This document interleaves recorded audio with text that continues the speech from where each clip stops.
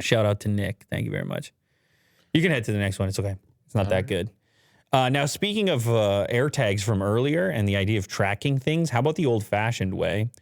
Here's a Reddit post from a user who had left an expensive camera lens while hiking in where? I mean, I think the location is key here. Accidentally left an expensive camera lens at the trailhead, found it 8 days later when I came back.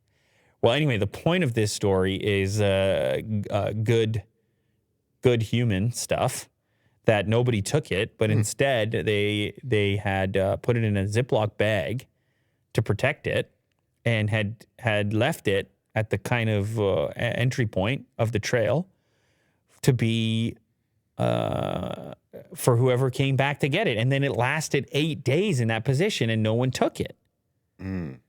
Are you surprised by this, Will? That no one stole it? An expensive camera lens. It depends on which trail. Depends on the location? Yeah. If it's more secluded, I feel like more people are good Samaritans. Well, the other thing, too... At least I hope. Well, the other thing, too, is that, like, that's what the comment section turned into. Is people start talking about different areas and how they're, like, one guy started complaining about LA. Here's the comment. I moved to LA from Canada, and to be honest, a lot of trails I've been to suck. Graffiti all over the rocks, garbage, dog poop, hikers with loudspeakers attached to their backpacks. I can drive 40 minutes away from LA and still find graffiti. Whoever told me LA is good for hiking lied to me. And then other people say, yeah, this would happen in Colorado, no problem. It turns into it depends on personal experience, right? And a lot of it depends on density.